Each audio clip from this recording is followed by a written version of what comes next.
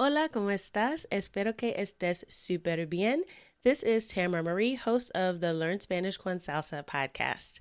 Now, before we jump into this episode, I wanted to let you know about a special opportunity that you're definitely going to want to take advantage of, especially if your goal is to become fluent in Spanish. For a limited time only, my team is opening the doors to listeners of the podcast to take advantage of a free language coaching session. Now, in this session, it's not just we're teaching you about verbs or grammar, but we're really going to do a deep dive into what are your goals for learning Spanish, assess where you are on your journey to fluency at the moment, and help you map out a 90-day plan for how you can get to fluency. So we are going to help you take your Spanish to the next level, whether you're afraid of speaking Spanish or you just get a little bit nervous when you're talking to native speakers, or maybe you've got some of the basics down, but you really know that you struggle with getting your Spanish to flow and your listening skills aren't up to par. Whatever it is, even if it is a specific grammar issue, we will help you map out how to tackle that. And normally these sessions do cost, so we are offering a few slots for free. There are limited spaces available and they'll only be open up through the end of the month. So make sure you sign up. Go to SpanishConSalsa.com/coach. That's SpanishConSalsa.com/coach to book your free language coaching session where we will help you map out a 90-day plan to get to Spanish fluency. Okay, let's get started with the episode. I always wanted to speak fluently. And in the 6 months that I've been a part of this program, I've seen my Spanish accelerate more than it has in the 10 years of traveling back and forth to different Spanish-speaking countries. This week on the Learn Spanish Con Salsa podcast, a conversation with Spanish Con Salsa Fluency Club member Andrea Francini. Vamos a empezar. Let's get started.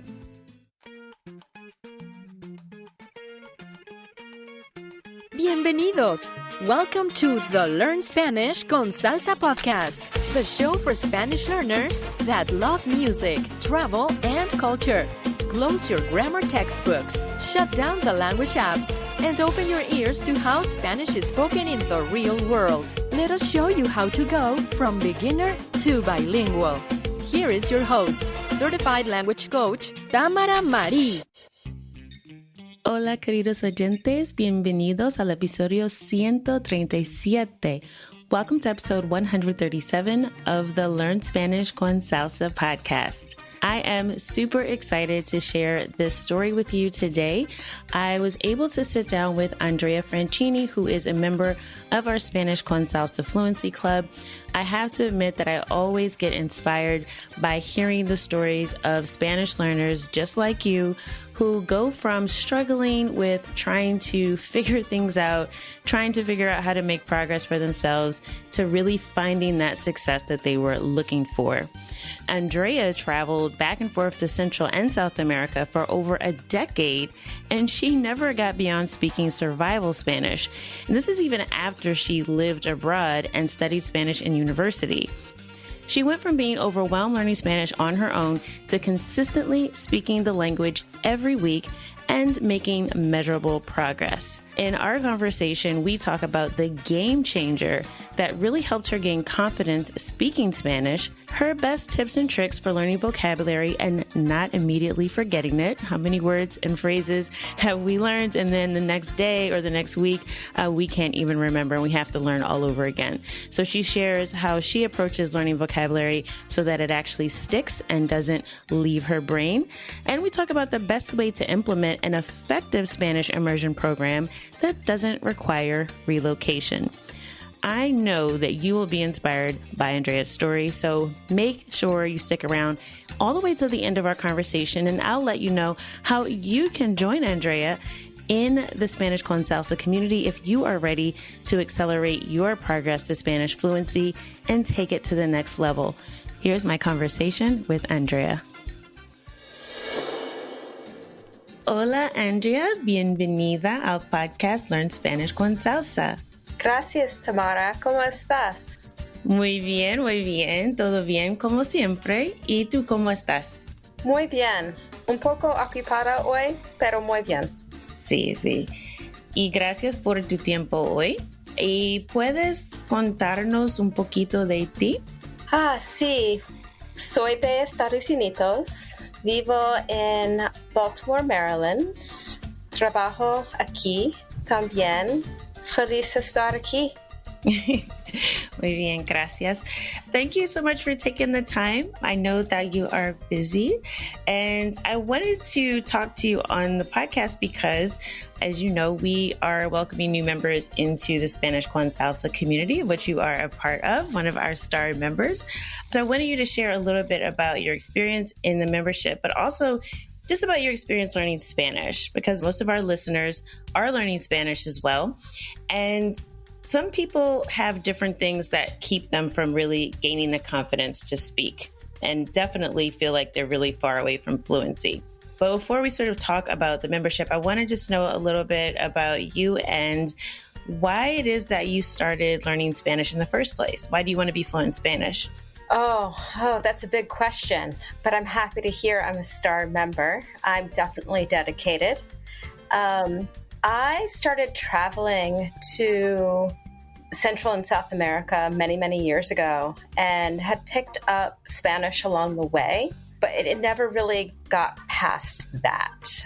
When I would spend periods of time in Peru, that was where I've been to mostly, but all other countries, Mexico, Costa Rica, and Peru, muchos tiempos, I would be able to get around the longer I stayed. If I was there for 2 months, 3 months, but then it would go away. And I never really got past survival Spanish. And I always wanted to speak fluently, and I'm not there yet. But I feel like my experience in the group in Spanish Con Salsa in the 7 months that I've been a part of this program, I've seen my Spanish accelerate more than it has in the 10 years of traveling back and forth to different Spanish-speaking countries. And part of that is because when I would study on my own or study in university, I wanted to learn everything. And there was just so much to learn, and I couldn't make sense out of it all. Here, there's a roadmap, and there's lesson plans, and there's support. So, I speak with Hayel every week. I have for 6 months. I also speak with Maribel in the group classes every week. They keep me on track. They keep me motivated. And they also can track my progression and see where I'm improving and where I need help. And also, I've asked the same question to them 5 times. Maybe it's time to stop and really understand why I'm not understanding the concept. So I think kind of a culmination of all of that has allowed me to progress. And I'm frustrated a lot, and sometimes I'm not. But I think the biggest piece is the consistency. Yeah, the consistency is important. Yeah. It's a great plan, and it gives you every tool that you need, but you have to do it. And the lesson plans or the lessons are broke up that I can do 15 minutes in the morning before work, and I've done my Spanish for the day. And often I'll do more in the evenings, but I know if I continue to do 15 minutes, and I can get through a portion of a lesson in 15 minutes, which is great. So I have that sense of accomplishment every day. That's great. And I think that sense of accomplishment, that support is what helps you stay consistent, right? It can be really difficult to learn a language to fluency. And I think sometimes people maybe underestimate that, right? Where they think, oh yeah, there's these websites that say you can get fluent in 30 days. I'll just do that. And they don't realize that they have to put in the work. But on the flip side, I think people also can overestimate. Like they think, oh my God, I'll never get fluent. Like I'll never get there. There's so much to learn, like you said. But I like that you mentioned that you feel a sense of accomplishment every day if you just take that even a short amount of time, like 15 minutes, because you are making progress, and that progress is what helps you stay consistent because now you're motivated. Oh, I finished that today. I can move on to tomorrow. If I can do more today, great. If I'm super busy today, I've done 15 minutes and that's enough. So I'm glad to hear that you've been able to stay motivated and be consistent and attending the group sessions, because I think that's also really important because you have sort of the support of some other folks in the group. Can you talk a little bit about the group conversations? You mentioned that you attend the group conversations with Maribel, who's one of our coaches from Colombia. She lives in Medellin. Can you talk a little bit about your experience in the group and how that sort of helps you stay on track as well? Yes. Well, the group classes, they also go through the lessons. So I'm able to get kind of a second review of the lessons that I've already done. So that's really helpful. And, it helps with listening comprehension as well as meeting people, because you're in a group with people and by the second, third class, you all know each other's names. You all know about each other. I've had multiple conversations with different students outside of the group, the container of group lessons where we've, sometimes it's just to talk about the process in English, and often it's to practice and actually practice our conversational skills together. And sometimes I'm speaking with people that are better than me and sometimes not as advanced as me, but it all evens out because we can help each other and they can help us. But I really like the group classes for the fact that I get that refresher and I get to know people in the group and we have a lot of laughs. And I know that I'm not in it alone, which is great. And, one of the things, I'm like, I don't understand everything that the teacher is saying. And I kind of came to this conclusion that it's okay. It's part of learning.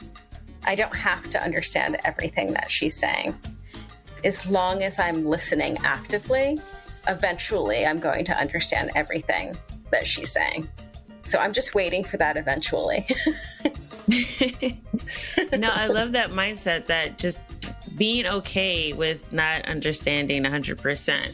And I think we mistake how much we actually listen to and comprehend people, even in our native language, right? Because even in English, because we're so familiar with it and so comfortable, we actually omit a lot of what someone is saying because we already are guessing what they're going to say. So we don't really need to listen as intently. And I think we don't realize that just because it's second nature to us, because it is our native language.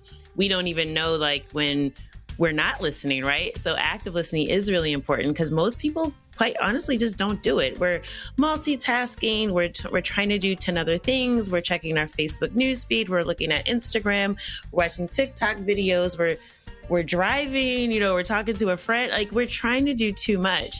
And I think that one of the downfall of having so many apps and resources available for Spanish, one is great because there are so many resources, but the downfall of it is that people feel like that they can just multitask their way through, right? Oh, I'll just pull up this app and I'll just do Duolingo, or I'll do, I don't want to just point out Duolingo, but it's just the most popular one. But any other app, right? It's people kind of think that they can just sort of halfway do it. But that active listening part is a big part of, or a big component of improving listening comprehension. And it's something that we do talk about a lot. Because a lot of people say, I don't understand what people are saying. It's but you actually have to listen and not give up, right? A lot of people give up when the first word they don't understand and they get discouraged. But that's why I love what you said, just kind of hanging in there and being okay with the fact that, you will miss a few things, but eventually if you kind of stay at it and you stay paying attention, then you will start to understand and ask questions, right? Ask questions, like you said, when you don't understand something, because that's what helps you learn, right? Someone will slow down a little bit when you're in a class. So that way, when you're in the real world, you can just have those conversations and not feel as intimidated. So I like that you've been having a good experience in the group class. Can you talk a little bit about what was your approach to learning Spanish before you joined Spanish Con Salsa? I know you mentioned you did a lot of traveling back and forth for about 10 years or so. And I mention this because a lot of people think that travel is the way to get fluent, right? I'll just go somewhere for 3 months and I will be fluent in Spanish if I just stay in Colombia for 3 months. Can you talk a little bit about sort of what you were doing before and kind of how that shifted after you joined? Well, I do have to say the Spanish that I did use while traveling, I know very well. It's so ingrained in me, which I appreciate. but I was not able to get fluent or even close to fluent traveling. I even did a 3-month immersion at one point, and I did not come out fluent or even close. And I know people say immersion is the key, and I think it is, maybe for a longer period than 3 months. I learned a lot on paper, but that's very different than speaking and listening. So in some ways, I do know a lot of Spanish, but until it comes out of my mouth or until I hear it and can viscerally understand it, it's just reading and writing skills, right? That was really frustrating, and it gave me a foundation, but it didn't really take me to where I want to go. I think in a way, sorry, I kind of went off on a tangent, but in a way, this is an immersion because it's part of your life. You're listening to songs. I have a playlist with all the songs that I've learned so far, and I listen to them regularly in my playlist. So that's one way that I'm getting that repetition. And like I said, the classes and the group classes and the private classes, and also Quizlet, which a lot of the lessons, if you're new and you haven't joined, the insertion of Quizlet into the lessons, I ended up getting my own Quizlet account. I use it and I review every day. I'm about to go back and review 6 months ago. And every time I have a Spanish class and I learn a new word, I put it in Quizlet. So I actually have lists of new words from class with Maribel last week, And I think that's different than hearing a word once and then trying to navigate a language with all these words coming at you. It's you have time to kind of sit down with it. I mean, you have to plan it though, It's I'm going to take these words, I'm going to put them in Quizlet, and I'm going to review them every day until I have them. And then I'm going to use them with my teachers.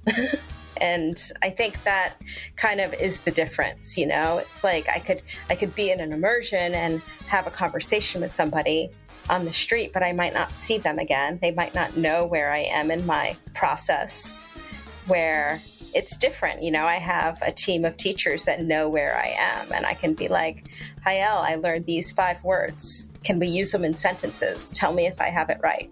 So I think that's the difference, is just feedback. There's a lot of conversational feedback, not just testing feedback. Yeah, I mean, and that's really the approach is, our approach has always been conversational. And for people who are very used to testing and oh, but what I know, and my how do I get to level B2? And, I want to take an exam, of course we help you learn the things you need to learn that, that would qualify you for those levels. But the real test, I think, like you said, is important, is actually being able to use that Spanish in a conversation in your daily life, and creating your own immersion environment. It sounds like what you've done is you've made it a non-negotiable that this is something you're going to do and that you are incorporating it into your daily life, which is, I think, the best form of immersion, right? There's a lot of stress involved with travel, especially now. But, if you just go drop yourself off in a country, you've got to deal with adapting to that. Sometimes there's a shock involved with it, adjusting to the culture. You're just not generally as comfortable when you're traveling. And I think people forget that. Yeah, if you stay there for a long period of time, you might develop more comfort, but then you also start to develop homesickness as well, right? So there's all these other stressors, and that stress actually makes it harder for you to remember things. That stress actually makes it harder for you to learn, because once that part of our brain is turned on, right, is lit up, the stress factors in our brain, the learning part shuts down, right? It's fight, flight, or freeze. I need to be safe before I can sit here and pontificate about grammar, right? So I think people discount that, that sometimes they just kind of look at the bright side of it. And I think travel is great. I love to travel too. I think travel can be very immersive, but I think when it comes to learning, it's much better to immerse yourself when you're in a comfortable environment. And that's really what we try to create with the community too. Having that familiarity with our team, knowing that you can rely on people each and every week, and you can talk to people and don't feel oh my God, I made a mistake and someone's going to laugh at me, right? I know our team, we're a little bit goofy. I will say that. So sometimes there are lots of jokes and things in the lessons, but all that really does help just kind of make you comfortable, because if you're not comfortable, it doesn't matter how much Spanish you know, it's not going to come out of your mouth. Yeah, exactly. Yeah, I'm glad to hear you've been incorporating that into your schedule. And I do want to ask you a question, because one of the things I'm also big on as a language coach is like you have to set goals, right? And I'm curious about how you felt about that in the beginning, sort of going through that goal setting process, and sort of what was your initial goal when you came through that? Just kind of give some feedback about how you felt about that process. Yeah, well, I still struggle with goal setting. You know, it's an ongoing process, but I definitely came in with the goal to speak Spanish. And one thing that you said was like, if that's your goal, you're never going to reach it. You know, you said that in some way in some podcasts, like it's too big of a goal. So I'm constantly in this kind of play of having to chunk down, because I'll make these small goals, and then over time they'll get bigger and bigger and bigger because I get more confident. And then I get to this point where it's like, okay, it's time to chunk down again. So I think one of the best ways that I do that is, and part of the thing is I do have a private session a week. I do commit to that. And I know not everybody can, or has the time, or has the resources. But I just kind of put that in as a non-negotiable. And one of the things that you do when you sign up is put the lesson that you're working on.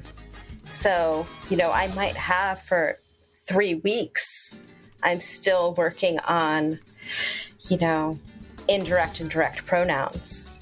And I think that's kind of helps me set these goals so I'm not all over the place.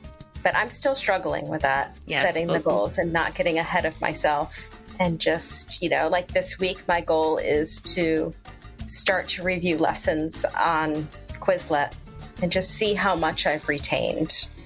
But I'm getting better at it. Yes, the review part is important, because like you said, if you just sort of learn something once, it won't stick.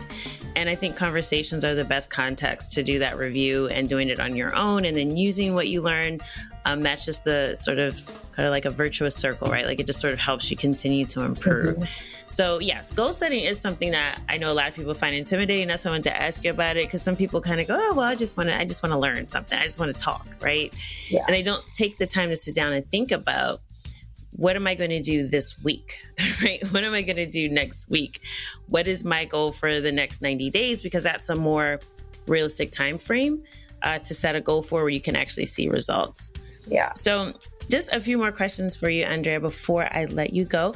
I'm curious to know, what do you feel has been your biggest improvement in your Spanish since you joined Spanish Con Salsa? I think getting over the fear of speaking. I'm not completely, I still get a little twinge in my stomach when I have to speak.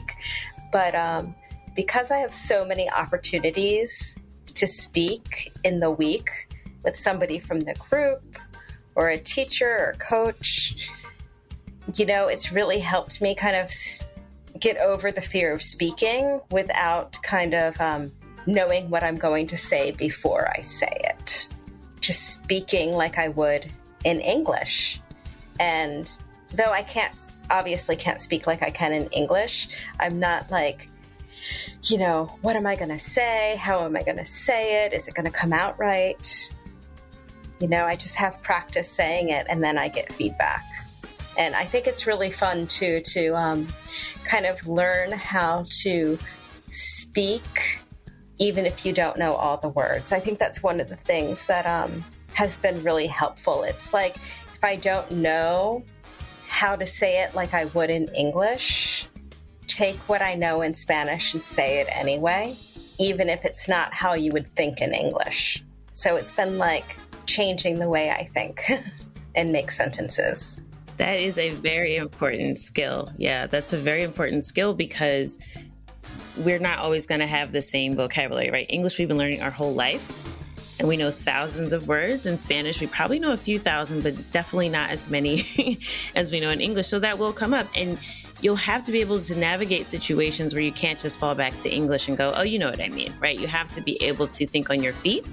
You have to be able to actually move forward with the words you know, and like try to ask questions or try to describe something without the words so that you can give someone an idea of what you're talking about. So that's a very important skill, and you really don't get good at it unless you practice it.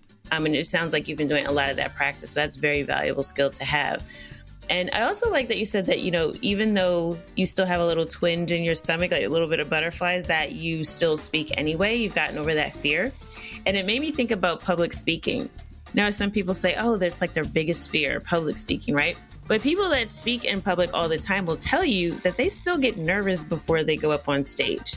You can't see it because you're like, oh my gosh, this person is the most confident speaker. They speak all the time.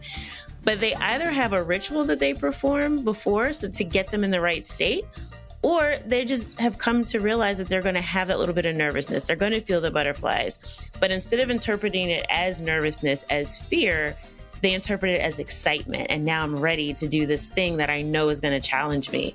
So I love that you have been able to push past that fear and realize and just get comfortable with the fact that you are going to feel a little bit nervous, right? Especially if you spent most of your day in English.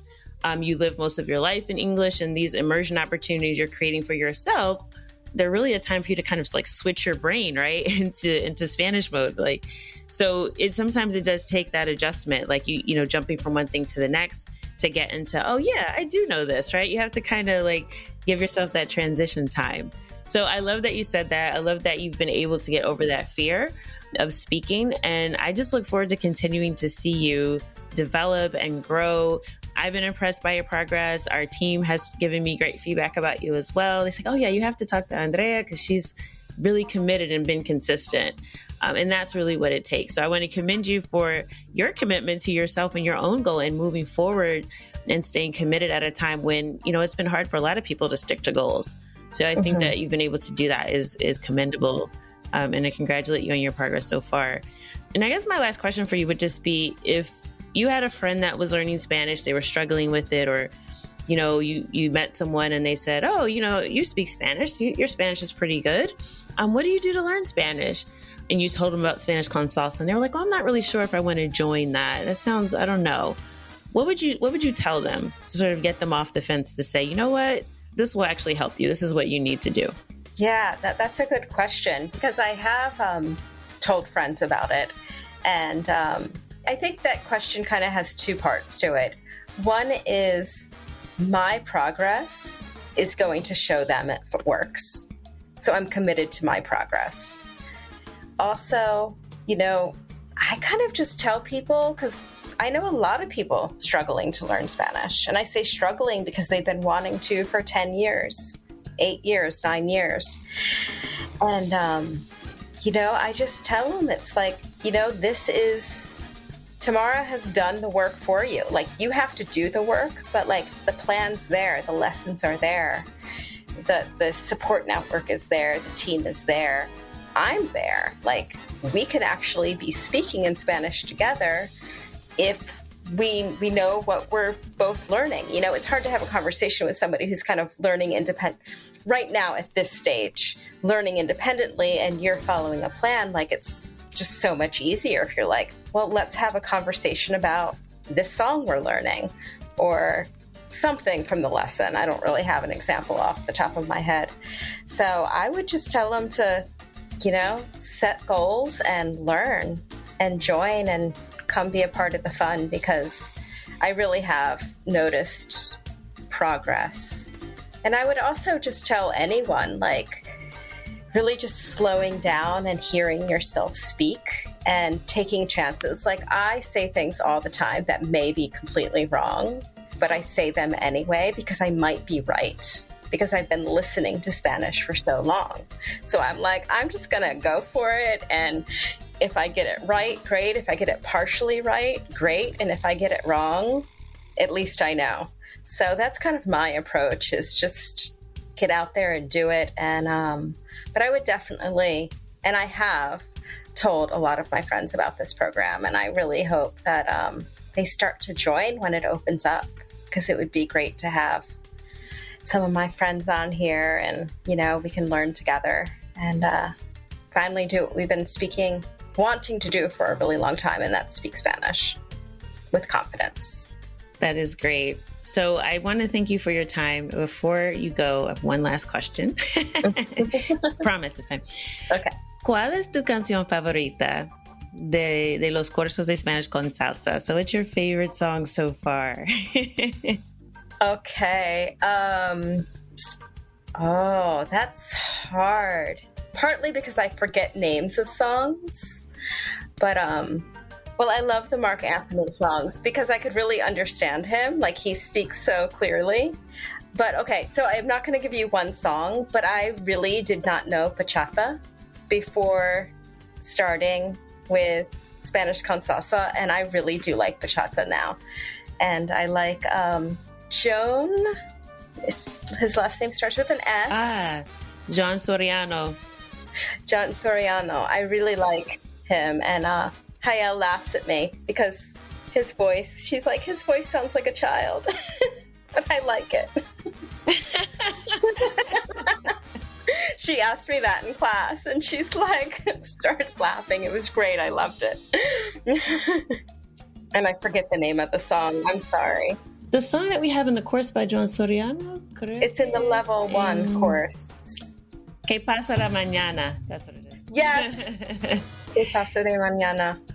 Me gusta mucho. ¿Qué pasará mañana? What's going to happen tomorrow? Yes. Muy bien. Entonces, muchísimas gracias, Andrea. Thank you so much for your time and for joining me on Learn Spanish con Salsa podcast.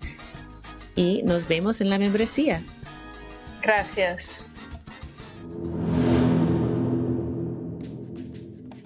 I hope you enjoyed our conversation and that you learned something that you can put into practice right away to help you be more effective at learning the Spanish language and, of course, using what you learn in the real world to have conversations with native speakers in the Spanish language. As promised, I wanted to let you know how you can join the Spanish Con Salsa Fluency Club if you are curious about what is it that's working for Andrea and how can you follow the same path.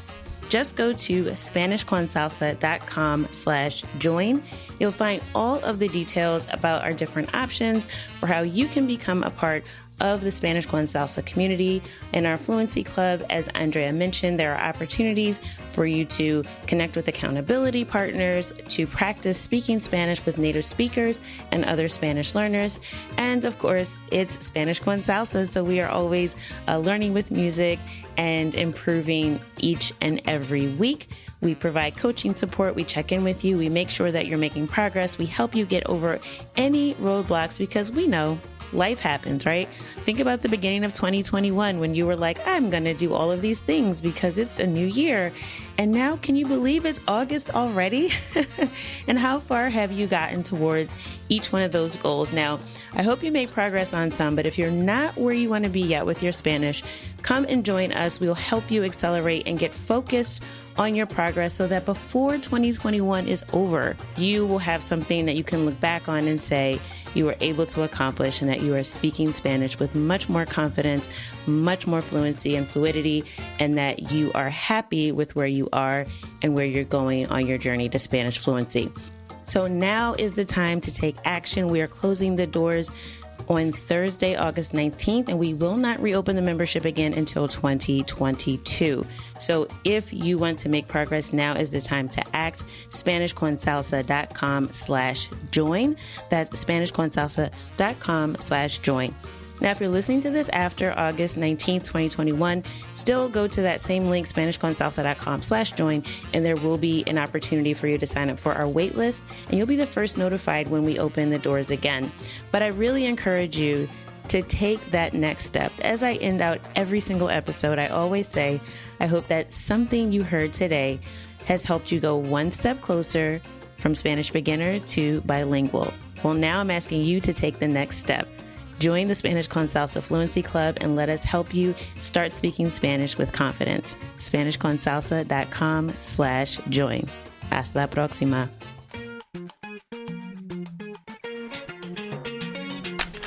for listening to the Learn Spanish Con Salsa podcast at learnspanishconsalsa.com.